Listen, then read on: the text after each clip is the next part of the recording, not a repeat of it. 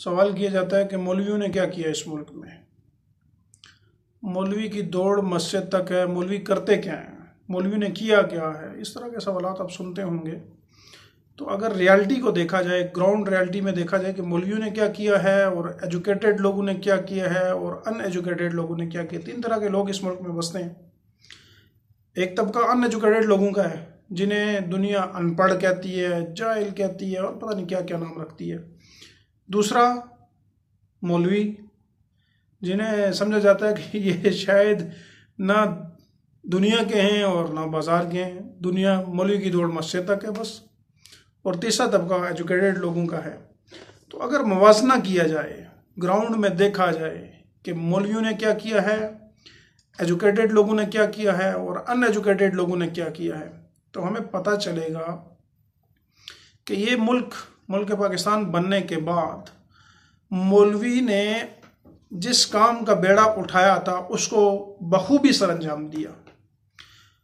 वो मस्जिद में इमाम बने तो बेहतरीन इमामत की, छोटी छोटी तनख्वाहें लेकर के, न समझ आने वाली तनख्वाहें लेकर के भी मुल्क के अंदर मसाजिद का निज़ाम चलाया। खिताबत के लिए बैठे तो इस वक्त दुनिया के बेहतरीन खतीब पाकिस्तान के हैं। मुदर्रिसीन बने तो मजहबी तालीम को ऐसा पढ़ाया कि आज पूरी दुनिया का रुझान वो मुल्क पाकिस्तान की तरफ है। हालांकि मुल्क पाकिस्तान में पढ़ाया जाने वाला मज़हब वो इम्पोर्टेड है। सऊदी अरेबिया के अंदर वही नाजिल हुई थी। नबी करीम सल्लल्लाहु अलैहि वसल्लम सऊदी अरेबिया में थे, पाकिस्तान में नहीं आए। इन उलमा ने वहाँ से दीन सीखा और पाकिस्तान में बैठकर ऐसा सिखाया कि इस वक्त दुनिया की नज़र वो पाकिस्तान पर है। और फ्री एजुकेशन दी। ऐसा भी नहीं है कि बड़ी बड़ी फीसें लेकर के एजुकेशन दी हो, तालीम दी हो, ऐसा नहीं है।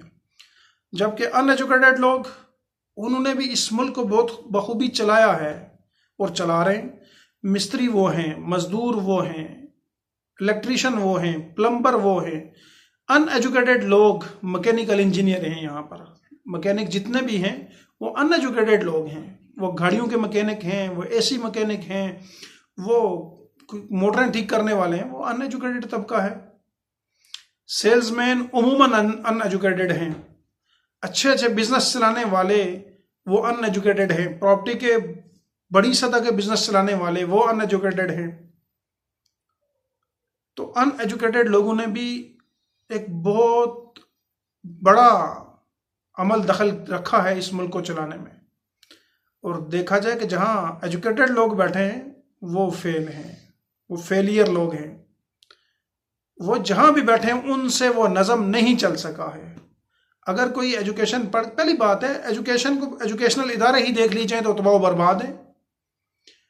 20 किस्म के निसाब पढ़ाए जाते हैं। हर स्कूल का एक अपना निसाब है। कोई पता नहीं चल रहा इस मुल्क में क्या हो रहा है और क्या नहीं हो रहा। हर एक का एक अपना लतीफ़ा वो पढ़ा रहा है। कोई बी फॉर बॉल पढ़ा रहा है और कोई सी फॉर कैट के बजाय कट पढ़ा रहा है। हर एक का एक अपना खाता है, चला रहे हैं। तो एजुकेशनल इदारे एजुकेशन के अंदर ही तबाह हो बर्बाद हैं। उनसे अपने डिपार्टमेंट नहीं चल सका। वहां से ऊपर चले जाएं, अगर कोई पढ़ के बैंकर बना है तो बैंक नहीं चल रहे। वो बैंक में तनख्वाहें लेने वाले लोगों के पैसों से वो अंदर बैठे हुए हैं, जो मालिक हैं वो बाहर लाइनों में लगे जलील हो रहे। और उससे अंदर सिस्टम नहीं चल रहा। वो लोगों के ऊपर गुस्सा चढ़ा रहे, उतार रहे होंगे कि तुम लाइन नहीं बनाते हो और तुम ये नहीं करते हो और वो नहीं करते हो। इंजीनियर्स को देखें तो इंजीनियर्स काम कर रहे होते हैं अनपढ़ ठेकेदारों, अनएजुकेटेड ठेकेदारों के नीचे, और उनके तजर्बे पर वो काम कर रहे होते हैं। उससे आगे चल करके सिक्योरिटी इदारों को देख लो तो रिश्वत का असर, बाजार गर्म है, सिक्योरिटी की सूरत हाल इंतहाई नाकिस है। अदालती निज़ाम एक कोठी की मानद है। पाकिस्तान का अदालती निज़ाम दुनिया के आखिरी नंबरों पर पहुंच चुका है इस वक्त। और पाकिस्तानी एजुकेटेड लोगों ने एक काम बहुत अच्छा किया है। वो क्या? एजुकेशन को बिजनेस, और कोई बिजनेस नहीं कर सके ये, एजुकेशन को इन्होंने बिजनेस बना दिया। और ऐसा बिजनेस बनाया कि शायद इतना प्रॉफिटेबल बिजनेस दुनिया में और कोई नहीं रहा। एजुकेशन बहुत अच्छा बिजनेस बना दिया और एजुकेटेड लोगों ने बनाया है। ये जुर्म इन लोगों ने किया है। इसके अलावा अदालती निज़ाम देखा जाए तो तबाह बर्बाद है। हुकूमत, वजारतें इनके पास थी, एजुकेशन से वाबस्ता लोग जो कहते थे कि हम एजुकेटेड हैं, हम इस मुल्क के खजाने को चला सकते हैं। 75-78 सालों में उन्होंने इस मुल्क का तबाह बर्बाद इस मुल्क को कर दिया। तो एजुकेशन से वाबस्ता जो लोग हैं उन्हें गिरबान में भी झांकना चाहिए कि हमने किया क्या है।